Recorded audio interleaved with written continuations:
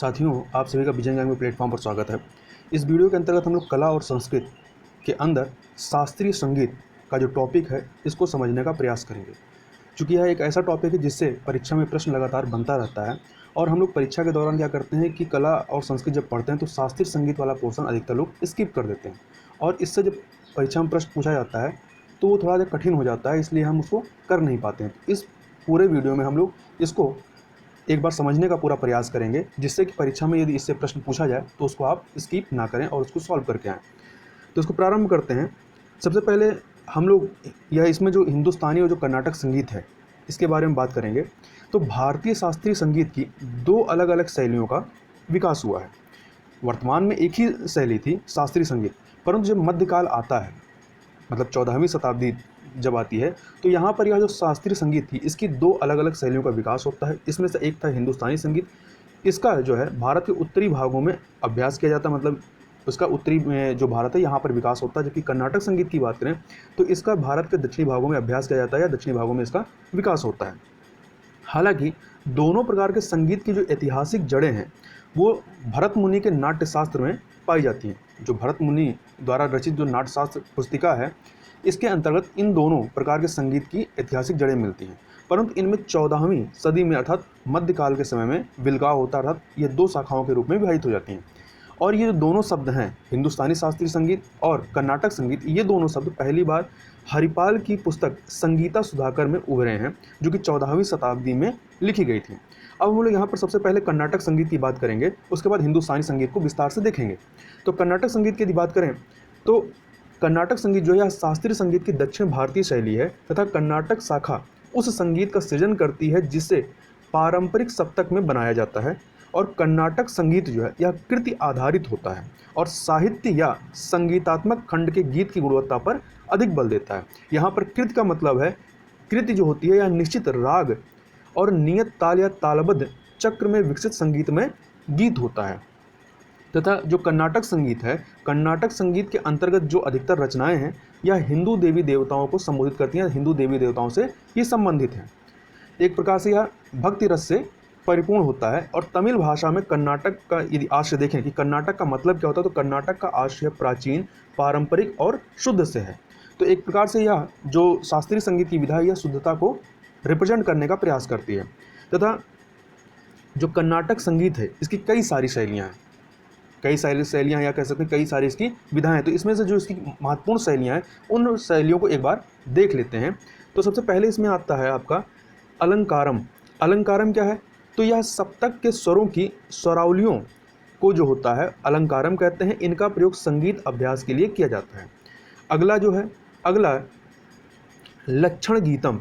लक्षण गीतम जो है यह गीत का एक प्रकार है जिसमें राग का शास्त्रीय वर्णन किया जाता है। तथा पुरंदर दास के लक्षण गीत जो होते हैं कर्नाटक में गाए जाते हैं। पुरंदर दास की बात करें तो पुरंदर दास को कर्नाटक संगीत का जो है पितामह माना जाता है या जनक माना जाता है। यहाँ पर एक चीज़ और याद रखिएगा, इसको मैं लिखना भूल गया हूँ, कि कर्नाटक संगीत की जो रचना का श्रेय है वो सामूहिक रूप से 3 संगीतज्ञों को, इनमें से पहला नाम है श्याम शास्त्री, दूसरा नाम है थ्यांग राजा और तीसरा नाम है मुथु स्वामी दीक्षितर को दिया जाता है, जो 1700 ईस्वी से लेकर के 1850 ईस्वी के बीच के काल के थे। तथा जो पुरंदर दास थे कर्नाटक संगीत के एक दूसरे महत्वपूर्ण रचनाकार थे और पुरंदर दास को कर्नाटक संगीत का जनक या पितामह कहा जाता है। तो इतनी चीज़ें याद रखिएगा।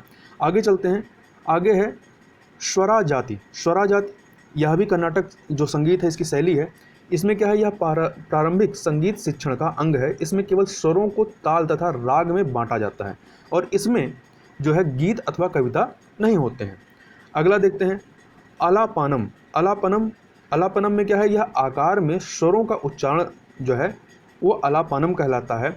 इसमें कृति का स्वरूप व्यक्त होता है और इसके साथ ताल वाद्य का उपयोग या प्रयोग नहीं किया जाता है। अगला है कलाकृति या कलाकृति और पल्लवी।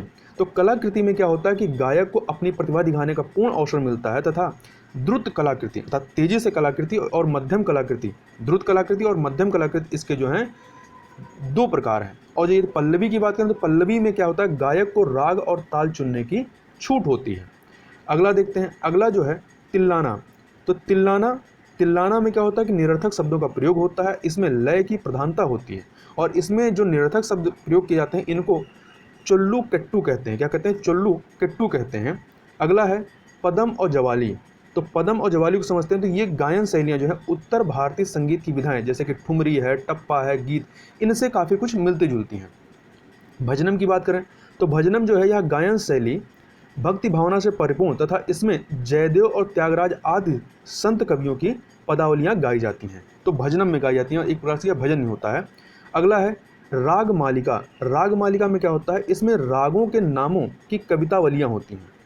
जहाँ जिस राग का नाम आता है वहाँ उसी राग के स्वरों का प्रयोग होता है, जिससे रागों की एक माला सी बन जाती है, इसलिए इसका नाम क्या होता है? राग मालिका, अर्थात रागों की माला। तथा ये तो कुछ प्रमुख प्रकार थे।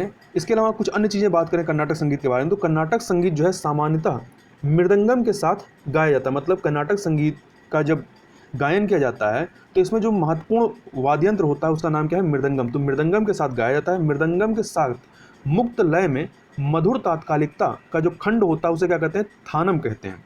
लेकिन वह खंड जिनमें मृदंगम की आवश्यकता नहीं होती है उन्हें रागम कहा जाता है। तो इन दोनों में अंतर याद रखिएगा। थानम में मृदंगम के साथ गाया जाता है, जबकि रागम में क्या होता है? मृदंगम की आवश्यकता नहीं होती है। तो ये तो हमने जो कर्नाटक शास्त्रीय संगीत है या कर्नाटक संगीत है उसको समझने का प्रयास किया। अब हम लोग हिंदुस्तानी शास्त्रीय संगीत जो है इसको समझने का विस्तार से प्रयास करते हैं। तो जैसा कि हम लोग ने ऊपर ही बात की कि मध्यकाल में भारतीय शास्त्रीय संगीत जो है मुख्य रूप से दो परंपराओं में विभाजित था। मतलब 14वीं शताब्दी में दो परंपराओं में विभाजित होता है। एक था आपका कर्नाटक संगीत, दूसरा हिंदुस्तानी शास्त्रीय संगीत। तो कर्नाटक संगीत की हम लोग चर्चा कर चुके हैं। अब हम लोग जो हिंदुस्तानी शास्त्रीय संगीत है उसको यहाँ पर देखेंगे। तो यदि हिंदुस्तानी शास्त्रीय संगीत की बात करें तो इसकी उत्पत्ति का जो काल है वो दिल्ली सल्तनत और अमीर खुसरो का जो काल रहा है इसको माना जा सकता है। मतलब 1233 अमीर खुसरो जो रहे हैं इनका जन्म 1233 ईस्वी से लेकर 1325 ईस्वी में इनका मृत्यु होता है। 1233 पैदा होते हैं, 1325 में मरते हैं। तो ये दिल्ली सल्तनत और जो अमीर खुसरो का जो काल रहता है इन्हीं के समय में यह हिंदुस्तानी शास्त्रीय संगीत की उत्पत्ति का काल माना जाता है।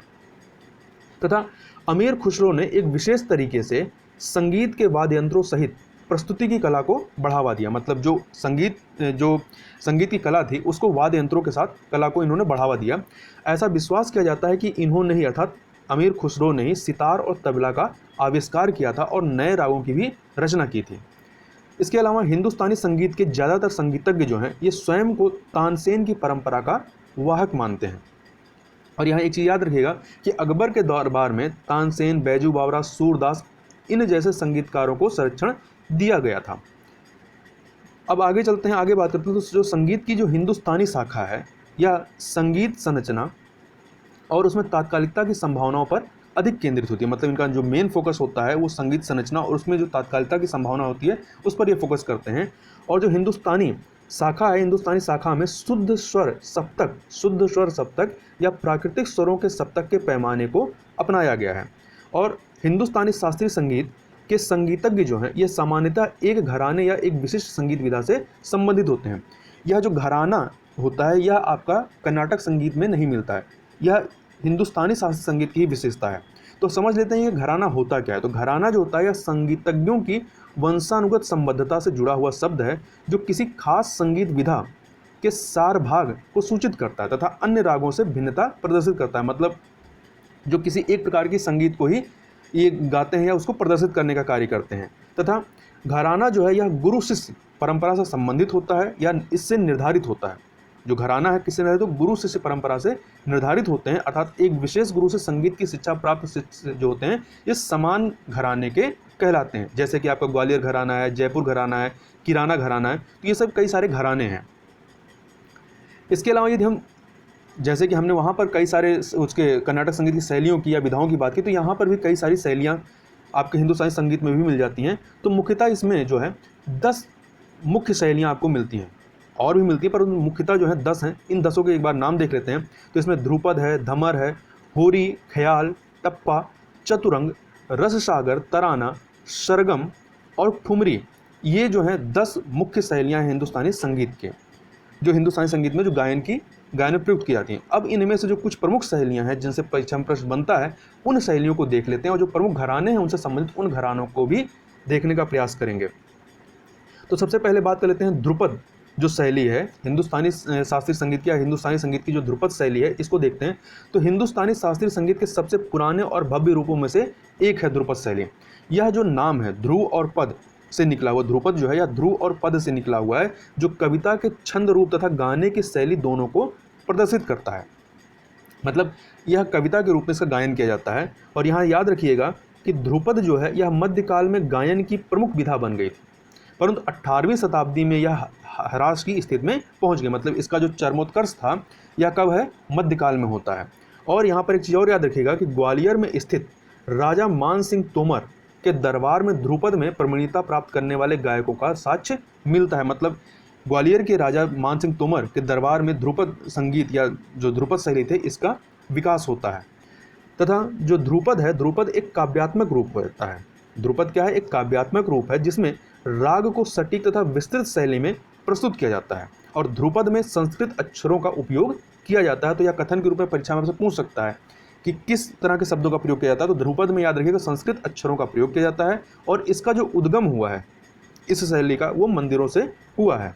और ध्रुपद रचनाओं में सामान्यतः 4 से 5 पद होते हैं और ये जोड़े में गाए जाते हैं। सामान्यतः 2 पुरुष जो गायक होते हैं वो ध्रुपद शैली का प्रदर्शन करते हैं और इसके लिए ये जो वाद्ययंत्र इस्तेमाल करते हैं उनमें तानपुरा, पखावज, इनकी संगत इनके द्वारा की जाती है।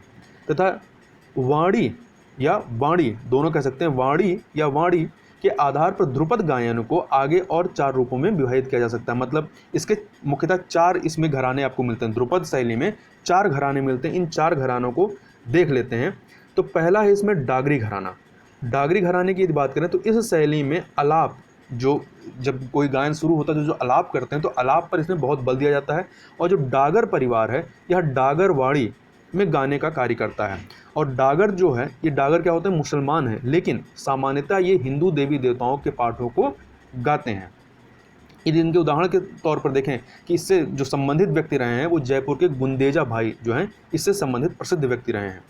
आगे बात कर लेते हैं दरभंगा घराने की। तो दरभंगा घराने की यदि बात करें तो इस घराने में ध्रुपद खंडारवाड़ी और गौहरवाड़ी में गाए जाते हैं। जो ध्रुपद होता है वो खंडारवाड़ी और गौहरवाड़ी में गाए जाते हैं तथा ये रागालाप पर बल देते हैं और साथ ही तात्कालिक आलाप पर गीतों की रचना करने का कार्य करते हैं। और इस शैली का जो प्रतिनिधि है वो मलिक परिवार है। जैसे वहाँ डागर परिवार था तो यहाँ पर मलिक परिवार है। अब ये इससे संबंधित महत्वपूर्ण व्यक्तियों की बात करें तो इसमें आपके रामचतुर मलिक हैं, प्रेम कुमार मलिक हैं, सियाराम तिवारी हैं जो कि इस घराने से संबंधित हैं।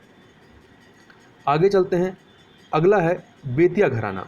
बेतिया घराने की यदि बात करें तो यह घराना केवल परिवार के भीतर प्रशिक्षित लोगों को ज्ञात कुछ अनोखी तकनीकों नौहर और खंडारवाड़ी शैलियों का प्रदर्शन इनके द्वारा किया जाता है। और इस प्रणाली का जो प्रतिपादन है वो प्रसिद्ध मिश्र परिवार ने किया था। और यहाँ पर एक चीज़ और याद रखिएगा कि बेतिया और दरभंगा शैलियों में प्रचलित जो ध्रुपद का रूप है यह हवेली शैली के रूप में भी जाना जाता है। अगले घराने की तरफ चलते हैं। अगला घराना है तलवंडी घराना। तो तलवंडी घराने के बारे में बात करें तो यह खंडरवाड़ी गाई जाती है। इसमें या यहाँ पर खंडरवाड़ी गाई जाती है। चूँकि यह परिवार पाकिस्तान में स्थित है इसलिए इसे भारतीय संगीत व्यवस्था के भीतर रखना कठिन हो गया है। तो इस प्रकार से केवल यहाँ पर 3, ये तलवंडी को छोड़ दें क्योंकि यह पाकिस्तान में है तो इसमें आपके 3 घराने आ जाते हैं। आपका बेतिया घराना है, दरभंगा घराना है और आपका डागर घराना है। अब आगे चलते हैं, आगे बात कर लेते हैं ख्याल। अभी तक हमने ध्रुपद शैली की बात की, अब ख्याल या ख्याल इस शैली की बात कर लेते हैं। तो यह जो ख्याल या ख्याल शब्द है यह फारसी से लिया गया है जिसका अर्थ होता है विचार या कल्पना। और इस शैली के उद्भव का जो श्रेय है वो किसे दिया जाता है, अमीर खुसरो को दिया जाता है। तो याद रखिएगा परीक्षा में पूछा जा सकता है कि ख्याल जो शैली इसके उद्भव का श्रेय किसे दिया जाता है, तो अमीर खुसरो को दिया जाता है। और ख्याल जो है ये 2 से लेकर के 8 पंक्तियों वाले लघु गीतों के रंग पटल पर आधारित होते हैं। और ख्याल रचना को बंदिश के रूप में जाना जाता है। किसके रूप में जाना जाता है, तो बंदिश के रूप में जाना जाता है। तथा ख्याल रचना में तान का उपयोग महत्वपूर्ण रूप से किया जाता है। इसी कारणवश ध्रुपद की तुलना में जो ख्याल संगीत होता है इसमें आलाप को कम स्थान दिया जाता है। मतलब जो ध्रुपद रचना होती है उसमें आलाप पर ज़्यादा जोर दिया जाता है या आलाप पर ज़्यादा स्थान दिया जाता है, जबकि आपका ख्याल में जो है आलाप को कम महत्व दिया जाता है, इसमें कम स्थान दिया जाता है। सामान्यतः ख्याल में 2 गीतों का उपयोग होता है। मतलब 2 प्रकार ख्याल होते हैं, एक बड़ा ख्याल, दूसरा छोटा ख्याल। बड़ा ख्याल में क्या होता है, यह धीमी गति में गाया जाने वाला होता है, जबकि छोटा ख्याल या तेज गति में गाया जाने वाला होता है। तो नाम से मत कन्फ्यूज हो, एक बड़ा ख्याल है तो तेज से गाएंगे, नहीं, बड़ा ख्याल में धीमी गति से गाया जाता है, जबकि छोटा ख्याल में तेज गति से गाया जाता है। और यदि इसके विषय की भी बात करें कि किस विषय से संबंधित यहाँ पर गायन होता है, तो इसमें मेन विषय जो होता है वो प्रेम होता है, चाहे वह दिव्य जीवों से संबंधित हो, मतलब देवताओं से संबंधित हो, तो यह जीवों से संबंधित हो ही क्यों ना हो, तो यहाँ पर प्रेम मुख्यतः मुख्य विषय होता है। इसके अलावा ईश्वर या किसी राजा की प्रशंसा के रूप में भी यह जो शैली होती है, ख्याल शैली, इसका प्रयोग किया जाता है। और असाधारण ख्याल रचनाएं जो होती हैं वो भगवान कृष्ण की संस्तुति में की जाती हैं। और यहाँ पर एक चीज़ और याद रखिएगा कि 15वीं सदी में सुल्तान मोहम्मद सरकी जो है, ये ख्याल के सबसे बड़े, जो ख्याल शैली है इसके सबसे बड़े संरक्षक थे। और ये ख्याल संगीत के अंतर्गत जो प्रमुख घराने हैं, इन घरानों की थोड़ी सी चर्चा कर लेते हैं। तो इसमें सबसे पहला आता है ग्वालियर घराना। यह सबसे पुराना और सबसे महत्वपूर्ण घरानों में से है। ग्वालियर घराना यह कठोर नियमों का पालन करता है, क्योंकि यहाँ राग माधुर्य और लय पर समान रूप से बल दिया जाता है। यदि इससे संबंधित महत्वपूर्ण व्यक्तियों की बात करें तो नाथू खान और विष्णु पलुस्कर जो हैं, इससे संबंधित महत्वपूर्ण व्यक्ति हैं। अगला है किराना घराना। तो किराना घराना, यह जो किराना नामकरण इसका जो हुआ है, यह नामकरण राजस्थान में स्थित एक गांव जिसका नाम है किराना। तो किराना गांव पर के आधार पर इसका नामकरण जो है किराना घराना पड़ा है। और नायक गोपाल ने इस किराना घराना की स्थापना की थी, लेकिन 20वीं सदी के प्रारंभ में लोकप्रिय बनाने का जो वास्तविक श्रेय है इसको, वो अब्दुल करीम खान और अब्दुल वाहिद खान को जाता है। तो स्थापना जो की है नायक गोपाल ने, परंतु इसको 20वीं सदी में जो लोकप्रिय बनाते हैं वो अब्दुल करीम खान और अब्दुल वाहिद खान के द्वारा बनाया जाता है। तथा किराना घराना जो है, यह धीमी गति वाले रागों पर अपनी प्रवीणता के लिए सुविदित है। मतलब ये अपनी धीमी गति वाले रागों पर अपनी प्रवीणता जो इनके अंदर है उसके लिए ज़्यादा प्रसिद्ध है। यदि इससे संबंधित महत्वपूर्ण व्यक्तियों की बात करें तो इससे संबंधित महत्वपूर्ण पंडित भीमसेन जोशी, जिन्हें भारत रत्न भी मिल चुका है, और गंगूबाई हंगल। तो याद रखिएगा, किराना घराना संबंधित व्यक्ति पंडित भीमसेन जोशी और गंगूबाई हंगल, इनसे परीक्षा में प्रश्न पूछा भी गया है। आगे बात करते हैं आगरा घराने की। तो आगरा घराने की बात करें तो इतिहासकारों का तर्क है कि खुदा बख्श ने 19वीं सदी में इस घराने की स्थापना की थी, परंतु जो संगीतविद हैं, तो संगीतविदों का तर्क है कि इसके संस्थापक अर्थात आगरा घराने के संस्थापक हाजी सुजान खान थे। मतलब एक तरीके से विवाद है, इतिहासकार खुदा बख्श को मानते हैं इसकी स्थापना करने वाले व्यक्ति के रूप में, और जो संगीतविद हैं वो हाजी सुजान खान को मानते हैं। परंतु जो फयाज खान रहे, फयाज खान ने इस घराने को पुनर्जीवित करने का कार्य किया। जब से इन्होंने पुनर्जीवित किया तब से इसका जो नाम है वो रंगीला घराना भी पड़ गया है। तो इसको रंगीला घराना, आगरा घराने को रंगीला घराने के नाम से भी जाना जाता है। तो इस बात को याद रखिएगा। अब यदि इससे संबंधित महत्वपूर्ण व्यक्तियों की बात करें तो C.R. व्यास और विजय किचलू जो है इससे संबंधित महत्वपूर्ण व्यक्ति हैं। अगला जो घराना है पटियाला घराना। पटियाला घराने की बात करें तो बड़े फतेह अली खान और अली बख्श ने 19वीं सदी में इस घराने का शुभारंभ किया था, और इसे पंजाब में पटियाला के महाराजा द्वारा प्रारंभिक प्रयोजन अर्थात स्पॉन्सरशिप प्राप्त हुई थी। मतलब इन्होंने इस जो घराना था संगीत शैली का, इसको प्रोत्साहन दिया था। और यह घराना तराना शैली के अद्वितीय तान, गमक और गायकी का उपयोग करता है। जो तराना शैली, जो पटियाला घराना है, तराना शैली के अद्वितीय तान, गमक और गायकी का उपयोग करता है। तो मतलब कह सकते हैं कि यह पटियाला घराना तराना शैली से काफ़ी कुछ मैच करता होगा। यदि इससे संबंधित महत्वपूर्ण व्यक्तियों की बात करें तो इसमें नाम आता है गुलाम अली खान का। किसका नाम आता है? गुलाम अली खान का, जो राग दरबारी के गायन के लिए सुविदित है। मतलब इनकी जो स्पेशलिटी है वो क्या है? राग दरबारी गायन है। अगला जो घराना है भिंडी बाजार घराना। तो भिंडी बाजार घराने के बारे में बात करें तो छज्जू खान और नज़ीर खान और खादिम हुसैन, छज्जू खान, नज़ीर खान और खादिम हुसैन ने 19वीं सदी में इसकी स्थापना की थी। और ये जो इस घराने से संबंधित जो संगीतज्ञ होते हैं या संगीतविद होते हैं वो एक ही सांस में लंबे लंबे अंतरे गा सकते हैं। तो ये इनकी विशेषता है। और इसके अलावा ये कुछ कर्नाटक रागों का भी उपयोग अपने शैली में करते हैं। अब यह तो हमने यहाँ पर ख्याल जो शैली थी उसके संबंध में जो महत्वपूर्ण घराने थे उनको देखा। अब हम लोग जो ठुमरी शैली है हिंदुस्तानी संगीत के अंतर्गत जो ठुमरी शैली, इसकी बात कर लेते हैं। तो ठुमरी जो है यह मिश्रित रागों पर आधारित है और इसे सामान्यतः अर्धशास्त्रीय भारतीय संगीत माना जाता है। मतलब पूर्णतः शास्त्रीय संगीत नहीं माना जाता बल्कि अर्धशास्त्रीय भारतीय संगीत माना जाता है। और यदि इसकी रचना में देखें तो रचना मतलब इसका जो नेचर होता है, इसमें जिस प्रकार गाने होते हैं उसमें प्रेम और भक्ति रस का जो भाव होता है वो ज़्यादा होता है। और यह ठुमरी जो है यह भक्ति आंदोलन से इतनी प्रेरित है कि पाठ जो इससे संबंधित जो पाठ किए जाते हैं वो सामान्यतः कृष्ण के प्रति गोपियों के प्रेम को इसमें अधिकतर दर्शाया जाता है। तो याद रखिएगा, ठुमरी जो शैली है यह भक्ति आंदोलन से प्रेरित रही है। इसके अलावा रचना की यदि भाषा की बात करें तो सामान्यतः यह इसकी जो भाषा होती है वो हिंदी, अवधी या ब्रज भाषा होती है। और इसकी खास विशेषता है कि इसकी जो रचनाएं होती है, जो गायन इसका किया जाता है, सामान्यतः महिला के आवाज़ में गाई जाती है। मतलब मेनली इसको ठुमरी जो होती है महिलाएं ही गाती हैं। और यह अन्य रूपों की तुलना में, मतलब जो अन्य रूप होते हैं उसकी तुलना में ही अलग, मतलब अन्य शैलियों की तुलना में अलग है, क्योंकि ठुमरी में क्या होता है, जो कामुकता है इस पर ज़्यादा जोर होता है। इसके अलावा एक चीज़ और यह ध्यान रखिए, जैसे दादरा, होरी, कजरी, सावन, झूला और चौती, जो कि आपके फोक कह सकते हैं फोक संगीत हैं या फोक गायन है, इन जैसे हल्के फुल्के रूपों के लिए भी ठुमरी नाम का प्रयोग कर दिया जाता है। मतलब इनके लिए भी ठुमरी का प्रयोग किया जाता है कि ये भी ठुमरी में आते हैं। मुख्यतः जो है ठुमरी दो प्रकार के होते हैं। कौन कौन से? एक पूर्वी ठुमरी है और दूसरा पंजाबी ठुमरी। पूर्वी ठुमरी इसे धीमी गति से गाया जाता है, जबकि पंजाबी ठुमरी इसे तेज गति एवं जीवन तरीके से गाया जाता है। और ठुमरी के जो यदि मुख्य घराने की बात करें तो इसके मुख्य दो घराने हैं, बनारस घराना और लखनऊ घराना। तो याद रखिएगा, बनारस और लखनऊ घराने की बात है तो याद रखिएगा कि ठुमरी जो शैली है उससे संबंधित है। और ठुमरी गायन के लिए सबसे जो कालातीत आवाज़ रही है, जो सबसे प्रसिद्ध इससे संबंधित शख्सियत रही है, वो बेगम अख्तर हैं। इनकी आवाज़ जो है ये अपने गायन में अपनी कर्कश आवाज़ और असीम तान के लिए काफ़ी ज़्यादा मशहूर रही हैं, अत्यंत विख्यात रही हैं। तो याद रखिएगा, बेगम अख्तर जो है ठुमरी से संबंधित शख्सियत रही हैं। आगे बात कर लेते हैं अगली शैली की। तो अगली शैली है टप्पा शैली। टप्पा शैली की बात करें तो इस शैली में लय जो होते हैं बहुत महत्वपूर्ण भूमिका निभाती हैं। क्यों? क्योंकि रचना जो होती तीव्र, सूक्ष्म और जटिल होती है। और इसका जो उद्भव यदि बात करें तो इसका उद्भव उत्तर पश्चिम भारत, अर्थात आपका राजस्थान, गुजरात वाले इलाके में उत्तर पश्चिम भारत में जो ऊँट सवार होते हैं, तो ऊँट सवारों के जो लोकगीत होते थे, उन लोकगीतों से टप्पा शैली का उद्भव हुआ है या विकास हुआ है।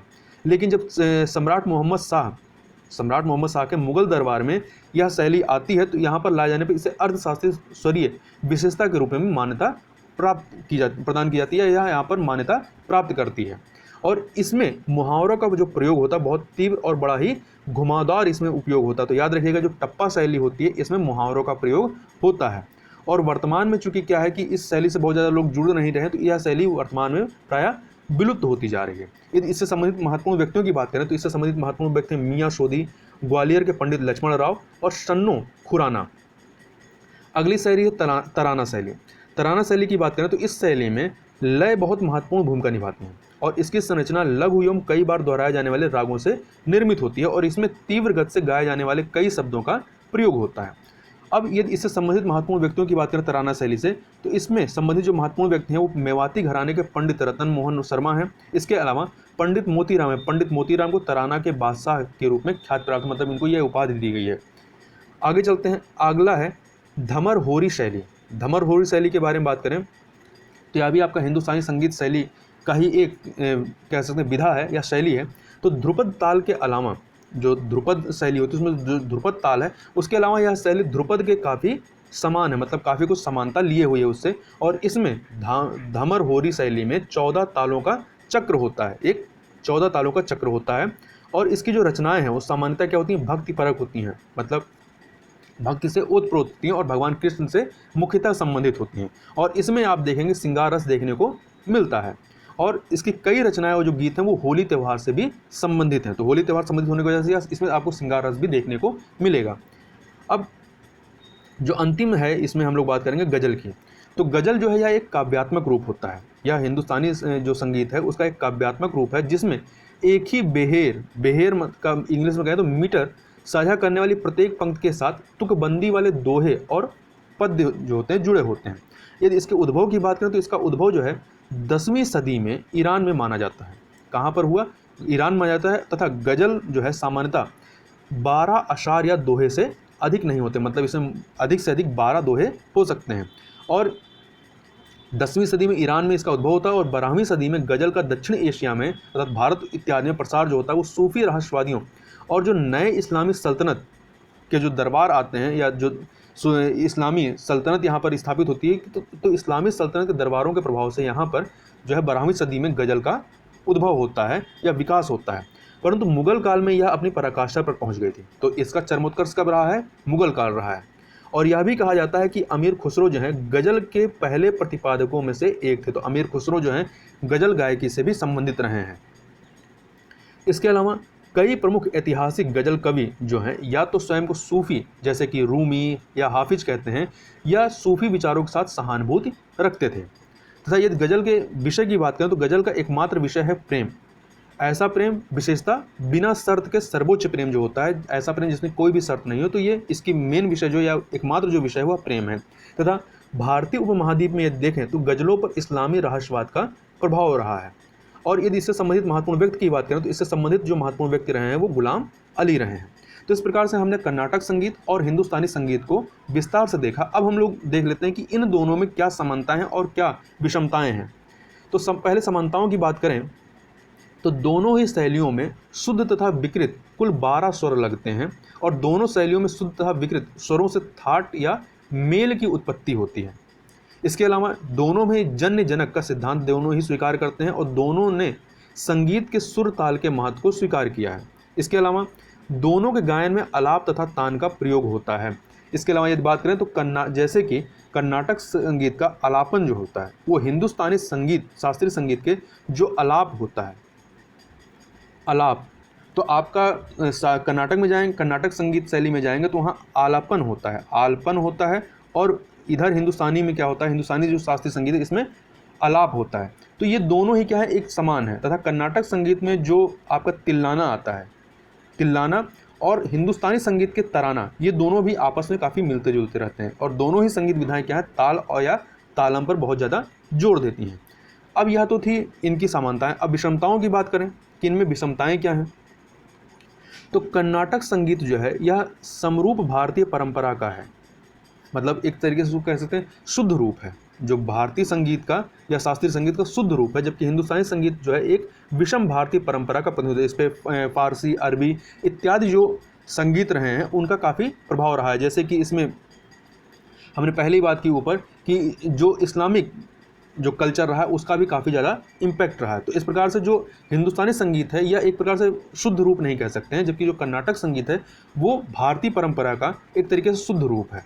इसके अलावा हिंदुस्तानी संगीत में आपको लखनऊ, जयपुर, किराना, आगरा आदि जैसे विभिन्न घराने मिलते हैं, वहीं कर्नाटक संगीत में इस तरह के कोई भी घराने नहीं मिलते हैं। तो ये दूसरा डिफरेंस है कि हिंदुस्तानी संगीत में घराने होते हैं जबकि यहाँ पर घराने नहीं होते हैं। इसके अलावा हिंदुस्तानी संगीत में 6 प्रमुख राग हैं जबकि कर्नाटक संगीत में 72 राग होते हैं। इसके अलावा यदि वाद्य यंत्र देखें तो वाद्य यंत्रों के स्तर पर भी अंतर पाया जाता है। जैसे हिंदुस्तानी संगीत जो शास्त्रीय संगीत है इसमें मेनली जो वाद्य यंत्र इस्तेमाल किए जाते हैं वो तबला है, सारंगी है, सितार है और संतूर है। जबकि कर्नाटक जो संगीत शैली है यहाँ पर आपको मीड़ा है, मृदंगम है और मैंडोलिन, इनका प्रयोग किया जाता है।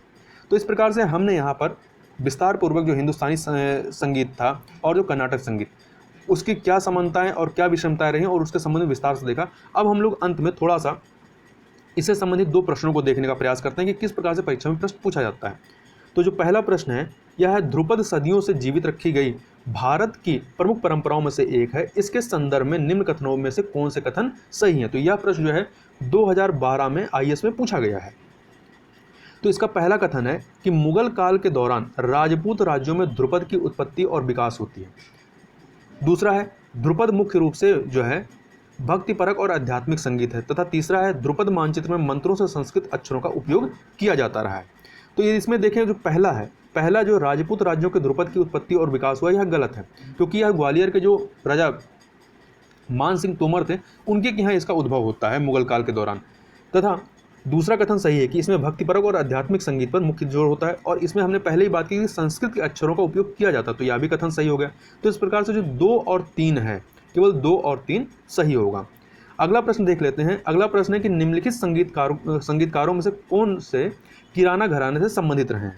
तो पहला है पंडित भीमसेन जोशी, दूसरा है गंगूबाई हंगल, तीसरा है विष्णु पलस्कर। तो जैसा कि हमने अभी पहले पढ़ा कि पंडित भीमसेन जोशी और गंगूबाई हंगल ये दोनों लोग जो हैं किराना घराना से संबंधित रहे, जबकि विष्णु पलस्कर जो रहे हैं ये ग्वालियर घराना से संबंधित रहे हैं। तो आपका आंसर क्या हो जाएगा, 1 और 2, मतलब पहला ए वाला ऑप्शन सही हो जाएगा। तो इस प्रकार से आपसे इस टॉपिक पे परीक्षा में प्रश्न पूछे जा सकते हैं। तो इस वीडियो में बस इतना ही, मिलते हैं नेक्स्ट वीडियो में नए टॉपिक के साथ। तब तक के लिए बहुत बहुत धन्यवाद।